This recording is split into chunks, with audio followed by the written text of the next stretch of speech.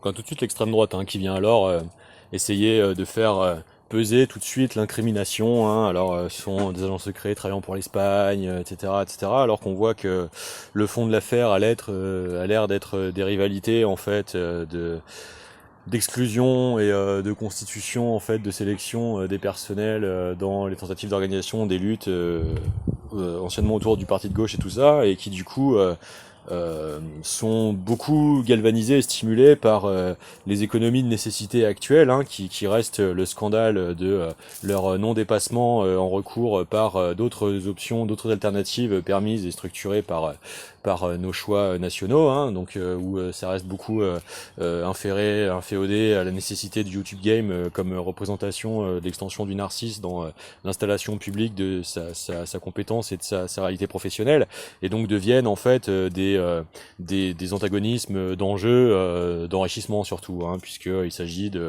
d'essayer de garder sa source de revenus, et donc où les motifs politiques en deviennent du coup des inquiétances, et où donc du coup ça contribue à faire vriller le politique sur du coup la démagogie. Et où on voit en plus que dans le sillage, donc là je pense très clairement à Tatiana Ventose et à Tabibian, où on voit dans le sillage derrière l'exploitation sur ces profils d'une deuxième récupération par les anciennes générations qui elles sont complètement démagogues, comme Berkoff, comme Sud Radio, ou comme les tentatives de damage control des anciens de Canal, tels que j'ai pu le relever. Donc voilà, mon mouvement avec tout ça, c'est certainement pas d'insulter tout le monde. Non, non, c'est de prendre cette position en fait d'arbitrage public qui cherche à être justement systématiquement trahi en fait par leur impossibilisation en fait. C'est-à-dire que il y a à dire face à tous ces camps-là qui en fait représentent, si j'en suis véritablement sincère et scrupuleux dans l'analyse de l'intégralité des facteurs des constitutions des différents profils en fait qui nous sont présentés à devoir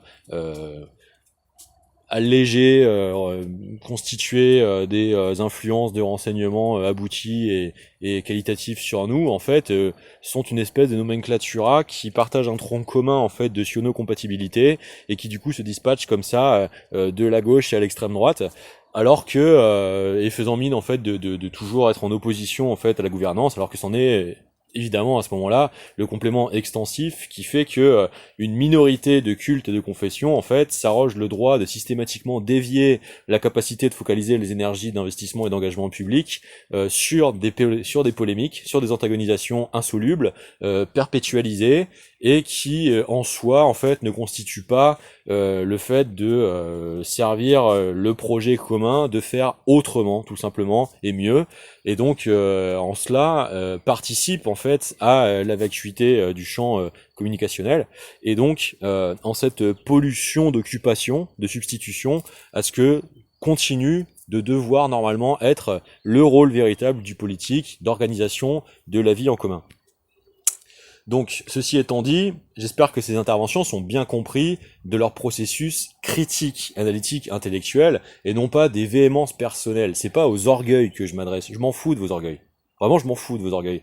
Les réponses comportementales qu'ils imposeront à vos existences seront vaines. Parce que c'est le problème, en fait, l'orgueil actuellement. C'est que, si vous voulez, la despoticisation, la népoticisation du monde, c'est le problème.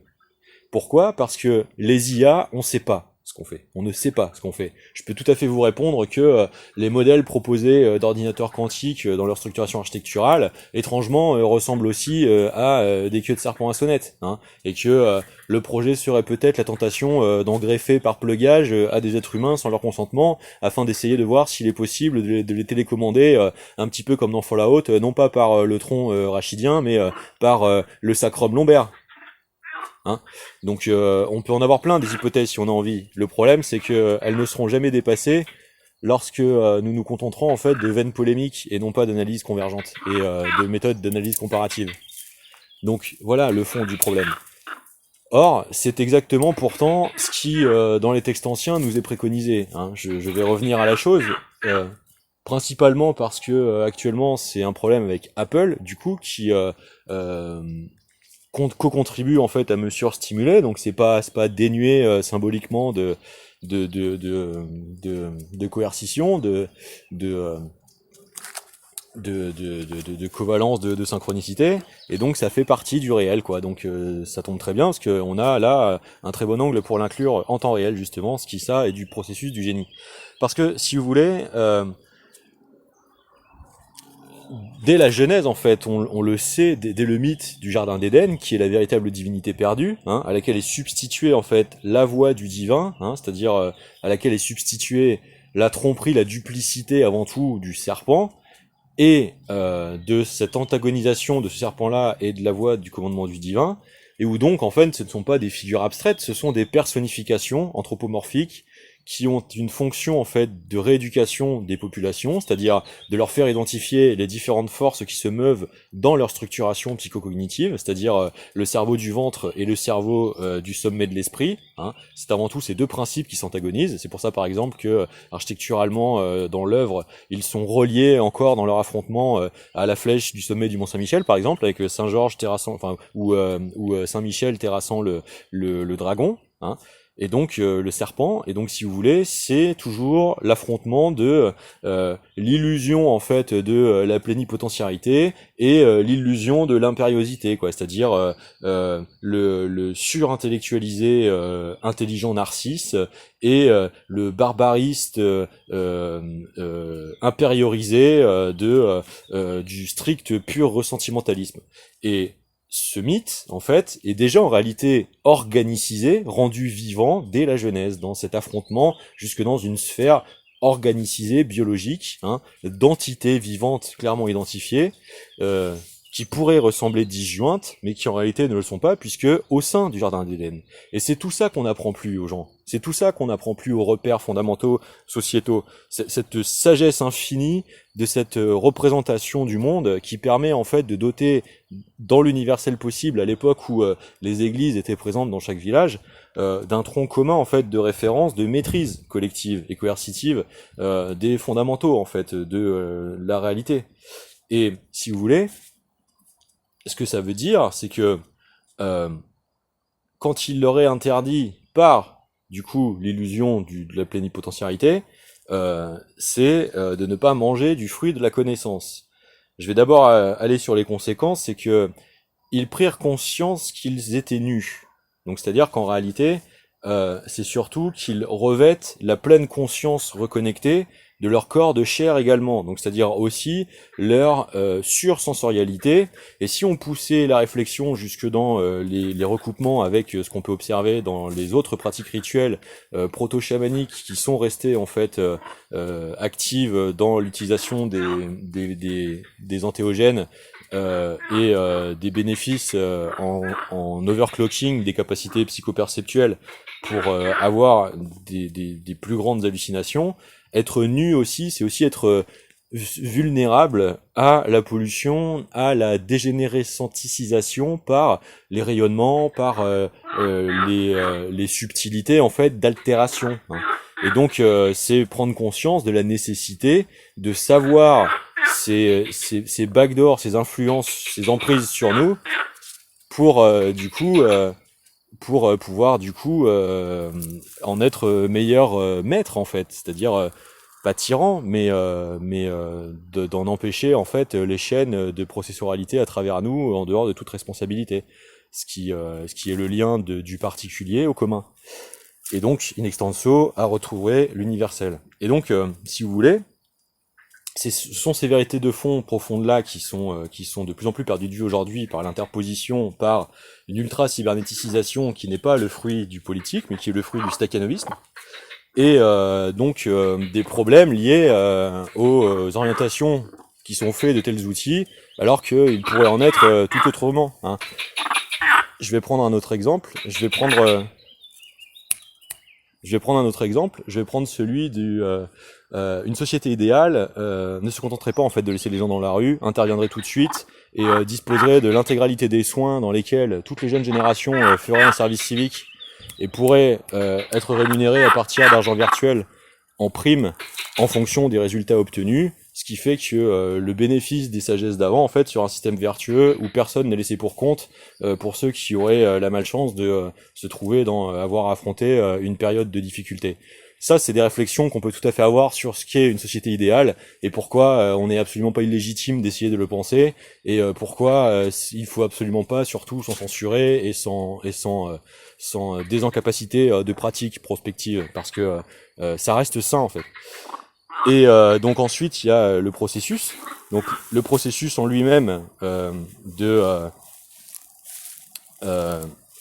l'interdiction du manger du fruit de la connaissance, c'est différentes pareil, signifiances cryptiques qui sont peu sues, mais qui prennent tout leur sens dès qu'on les redécouvre. C'est-à-dire que le fruit de la connaissance, déjà, il a une polysignifiance. Il a une polysignifiance, c'est-à-dire que on parle à la fois de plusieurs choses transtemporellement. On parle de l'IA, hein, si c'est la connaissance de toutes les connaissances, hein, et c'est la générativité des nouvelles à partir de l'hyperefficience de la combinatoire des anciennes, hein.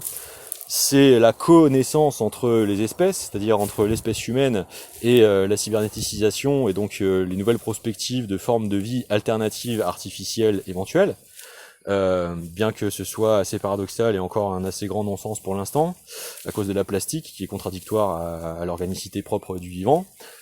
Et donc pose de sérieux problèmes de réalité ou non de la définition même du vivant, à savoir le mouvement mu par lui-même, hein, le mouvement autonome mu par lui-même, et que donc si on ne peut pas être traversé par le mutagène, du coup l'est vraiment très peu, quoi. Il n'est que de l'hyper-logisticisation, mais certainement pas du vivant. Et donc du coup c'est aussi, si vous voulez, eh bien une métaphore de tout ce qui va être aussi l'infanticide, puisque dans les périodes de dévastation, dans ce qui tente d'avoir été résurgé dans l'archéologie, comme les récits à l'épouvantable altération des conditions environnementales connues et décryptées par l'Égypte, hein, je vous réinvite à vous enquérir de vos connaissances personnelles, de la vidéo par exemple, produite par Jean-Pierre Petit, l'effondrement de l'ancien empire égyptien, qui démontre les preuves géologiques, scientifiques, des correspondances en fait en paléoclimatologie, du coup pluridisciplinaire, hein, de recoupement, des convergences interprétatives finales, des carottages des neiges du Kilimandjaro, du fond du lac Moeris, des traces géologiques sur les îles. Sur l'île présente sur le je vais réussir à le dire, le lac Moeris, et puis les autres facteurs qui se combinent, les peintures rupestres des plaines de la Syrie, du Fessan, de la vallée du Fessan, à d'autres endroits partout à travers le Sahel, d'espèces animales communes qui donc prouvaient que le Sahel était et le Sahara étaient luxuriants et regorgeaient en fait de canaux qui faisaient que ces espèces y proliféraient, etc., etc. Et on a bien d'autres abondances. Mais celles-là sont particulièrement intéressantes du point de vue pédagogique, parce que ça permet d'aller vite. Et donc de ces écrits anciens qui démontraient du coup l'effondrement et donc les pratiques où les parents se mettaient à manger leurs enfants, etc. Donc en fait les traumatismes des grands déluges et des grands cataclysmes de modifications particulièrement brutales des conditions d'existence, quoi. Et donc on comprend comment tous ces héritages en fait voulus être transmis à travers les générations sont censés être les premiers efforts de somme de réussir à l'espèce humaine de se garder hissée en fait au-dessus de la retombée dans les afflictions les plus animalistes entre guillemets, mais surtout c'est-à-dire les fonctions les plus primitives biologiques, quoi, c'est-à-dire la cannibalisation, la déprédation, la pure satisfaction du ressentimentalisme de satiété, de la digestion, de l'assimilation de la proie, hein, ou du consommé, à contrario, un pouvoir sans limite, sans synergie, sans interactivité naturelle et valorisée avec le reste du lien social, donc le nihilisme, la négation de la fonction socio-incapacitive endocrino-psychobiologique de la réciprocité de la socialité humaine, hein, donc les dégénérescences en tirant en despotes qui auraient pu, par exemple à cette période, conduire à un syndrome don't look up, quoi, c'est-à-dire de ne pas observer les conditions qui présentaient à la catastrophe, ou de ne pas avoir assez scruté le ciel, ou de s'être interposé en fait à l'équité des légitimités en prospective et empêcher en fait les brainstorms qui auraient empêché à la véritable pleine complétude du génie de du coup face à le profilage, la survention d'une telle menace à trouver les bonnes contre-mesures et aurait produit ce résultat. Donc on voit que ce sont des sujets qui sont beaucoup plus profonds que ce qu'on croit en être aujourd'hui, où le post-nietzschéisme a tué Dieu, donc toute divinité est ridicule et passéiste et archaïciste et tout ça. Et en fait, non, c'est qu'il y a d'énormes phénoménologies d'acculturation, parce que en réalité, toutes les représentations qui, elles, deviennent les cache-sexes d'énormes en fait accaparations de pouvoir financier, donc les grosses machines hollywoodiennes, etc. Aujourd'hui, n'ont de cesse en fait d'essayer de réactualiser simplement les représentations contemporaines en fait de ces fondamentaux philosophiques de prospection et d'avertissement. Surtout en nous surbombardant de référentiels néo-racialistes. Je vais prendre un exemple. Aujourd'hui, tous les teasers qui nous annoncent le référentiel commun bombardé de la pop culture subventionneux que va être le Docteur Doom dans le nouveau Avenger MCU s'ouvre sur le génocide du Conseil des Kang, tous de figures afrodescendants morphotypes négroïdes par Victor Van Doom. Donc on est clairement sur un holocauste racial. Donc voilà, ce sont les représentations qui nous sont données à voir. On voit qu'on n'évolue pas depuis l'Ancien Testament, l'incrimination faite à Pharaon.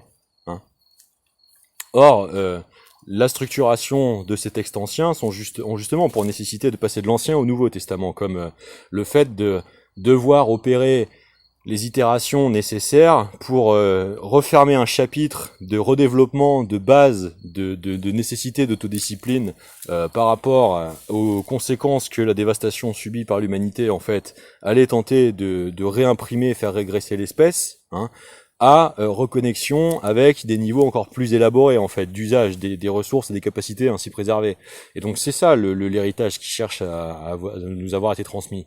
Et on voit que c'est ciblé par ceux qui pensent que les sacrifices nécessaires sont la borne du progrès futur, c'est-à-dire le permissisme du netanyéhuisme sous influence du suprémacisme rabbinique schneersonien et de tout le noachisto prosélytisme néo-apocalyptiste en fait, qui en réalité cherche à par la mystification servir leur intérêt économique propre de réussir à se poser en comptoir d'accaparation en fait du nodal des interfaces de toutes les routes commerciales terrestres majeures de l'histoire de l'humanité sur le point nodal de l'ensemble des terres émergées, ce qui est le véritable objectif caché derrière toute la pollution cognitive barbariste qui est le siono-suprémacisme, qui est quand même composé, on le rappelle, en très grande partie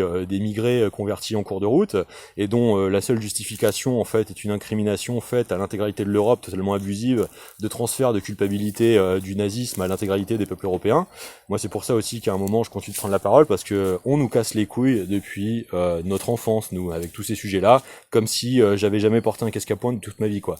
Donc moi j'en ai ma claque en fait de ça, parce que ma trajectoire personnelle, les valeurs défendues par ma famille, etc., ont été beaucoup plus vertueuses et suivies l'universel que la majorité des gens que j'ai trouvés sur ma route, essayer de m'intimer et de m'affliger de tout un procès d'intention parfaitement infondé qui ne correspond en rien à la personnalité que je suis, et sachant l'être multiplement témoigné par la réalité de l'intégralité, ne serait-ce que de ma vie de famille, et qui n'a jamais eu un centième de véridicité soutenable en fait tout le long de cette trajectoire, et a essayé de m'empêcher de vivre pendant 20 ans jusqu'à se permettre encore aujourd'hui d'essayer de réitérer des coordinations, des tentatives d'étouffoir, de ralentissement, d'entrave, de légitimation et de dénigrement, afin quand même systématiquement d'opérer les réaccaparations de ce que j'ai défendu bénévolement et de façon initiative, transmettre et partager, pour essayer d'installer toujours ce rapport de survention, de rivalité artificielle qui démontre que ça survient parce qu'ils auraient été les plus aptes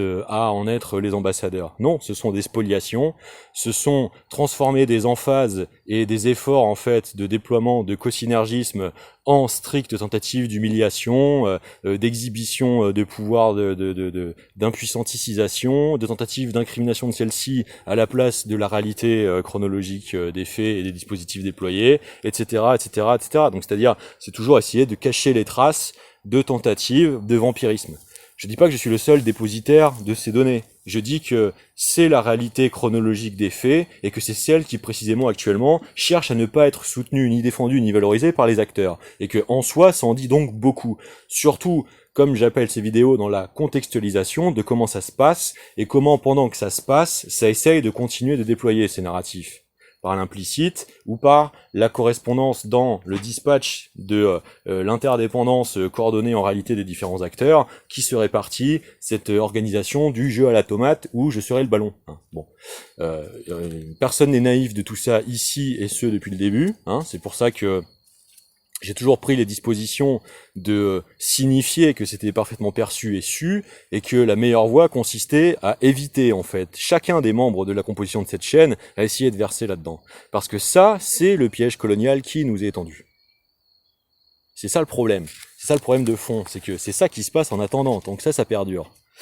Et du coup, c'est là où on va arriver sur le contemporain. Donc je précise de tout ce week-end, aujourd'hui j'ai pas regardé les vidéos de France Inter, donc si comme par hasard déjà quand je suis capable de plus de profondeur, beaucoup plus intéressante de ce type de contenu, eh bien c'est directement corrélé avec les tentatives d'usage d'impact psychoaffectif en tant que dispositif d'arme psychologique permanente, de tentatives d'imposition, de déviation permanente par harcèlement, par injustice, par insupportabilité, par tentative d'induction des biohacks de positionnement immédiat, de nécessité de rectification, et donc être entravé dans les bourbiers, être hameçonné dans les marécages, et systématiquement déployer par-dessus ce qui pourrait le calcul gagnant des organes desquels ils font partie et ont allégé fonction, de ce rouleau compresseur, en fait, ce déroulage, exactement de la même manière que les bulldozers sur la Palestine. Et donc, si vous voulez, voilà pourquoi il est plus que nécessaire d'expliquer tout ce qui est en jeu et tout ce pourquoi ça tente et comment d'être débordé, par quoi et comment, parce que là sont les immédiatetés, en fait, des vecteurs d'entrave. C'est-à-dire que pendant que ces questions sont imposées et être faites induites, occuper l'espace de mobilisation, de focalisation et d'expression disponible, ça produit ses effets. Et donc, c'est les deux en même temps, en fait, qu'il faut sublimer, transcender, réorienter et confronter. Parce que, encore une fois, quand on confronte les attitudes, les positionnements et les inerties, on permet aux personnes qui se retrouvent là-dedans aussi de pouvoir opérer les cas de conscience. Et donc, c'est la bonne voie. Et ne vous inquiétez pas, dans le pire des cas, les autres types de réponses graduelles sont tout à fait disponibles. Mais c'est pas le modèle civilisationnel que moi je sers, par contre, et donc je n'ai pas envie, en fait, de commencer par démontrer pouvoir y être réduit. Et voilà pourquoi je continuerai d'en appeler surtout au sens, parce que le problème final de la superstructuration cyberneticienne par l'IA, c'est que il n'en sera pas partagé le code. C'est-à-dire, par exemple, quand vous allez avoir, donc comme on le voit actuellement en Chine, avec le fait que le crédit social commence à mettre des gens dehors, la question c'est quels sont les critères, en fait, qui ont permis de le développer, et quel pourcentage, en fait, de la population a pu le ratifier et y exprimer son adhésion dans des voies démocratiques. Est-ce que ça a été fait par référendum? Est-ce que ça a été fait par micro-votation? Est-ce que les processus de recueillement des suffrages sont parfaitement authentifiables et non falsifiables, etc., etc. Parce qu'on voit très bien que l'IA, c'est pas forcément la démocratie et encore moins le républicanisme. Donc non, le problème c'est pas le républicanisme. Le problème c'est la tentative de débordement à celui-ci par des stakhanovistes qui essaient de profiter de la survention de développement des moyens technologiques pour essayer d'opérer un débordement, et d'essayer de s'en tirer une restructuration du monde desquels ils seront les plus avantagés. Et c'est un sécessionnisme. Donc c'est pas forcément ni la technologie ni le modèle trop naïf qui permettrait trop que cette technologie y permette du coup cette tentative de débordement. Non, non, c'est la responsabilité de ceux qui essayent d'imposer cette orientation-là, de cette opportunité technologique. C'est ça la véritable façon de poser le problème. Encore une fois, avec le même outil, on peut développer de tout autre type de société. Hein. La question, c'est ce que les hommes en font, quoi. Et c'est toujours ce qu'il en sera. Et quand je dis homme, évidemment, je dis être humain, je dis pas masculinité. Donc voilà un petit peu tout ce qu'il y a actuellement dans l'air du temps. Voilà pourquoi il est bien évidemment euh, totalement injustifiable d'essayer de profiter de mon absence de parole pour avoir essayé de favoriser ce type de créneaux, de fenêtres de tir, d'intensification, de tentatives de capture de ces thématiques parallèlement à la participation potentielle des mêmes personnes à essayer de nuire à mes droits fondamentaux. Et donc pourquoi ça doit être témoigné en temps réel? Parce que, encore une fois, nous sommes les inerties dans lesquelles nous nous aveuglons parce que des impunités nous sont laissées être faites, hein, et que avant tout l'intellect peut déjà continuer de s'adresser en fait à chacun des surmenés qui commenceraient à se retrouver là-dedans sans ayant forcément voulu adhérer totalement à l'orientation du projet. Donc là je m'intéresse aussi aux intergénérationnalismes des comités rédactionnels qui s'intervalident en fait, essayez d'aller dans cette voie. Réfléchissez bien quand même aussi au tropisme héréditaire d'autres générations avant nous, hein, parce que c'est pas forcément ceux que nous voulons pour nos générations propres, hein. Et au contraire, nous avons peut-être, nous, générationnellement, actuellement, de par notre situation favorisée depuis l'enfance à une plus grande quantité d'informations, une responsabilité véritable à réussir à opérer chez nos anciens, justement, les modifications difficiles où nous devons en passer par la sublimation des rapports d'autorité naturelle censés être civilisationnels, et pourtant mieux justifiés par certaines configurations telles que celle-ci, par exemple, de redoter les anciennes générations des véritables, en fait, fonds de vérité, là où elles ont pu être programmées chez elles uniquement par des rapports de strict autoritarisme. Donc voilà pourquoi toutes ces questions doivent être traitées et itérées en fait dans leur tout, dans leur complétude ensemble au même moment, parce que c'est le moyen de faire les choses bien. Voilà.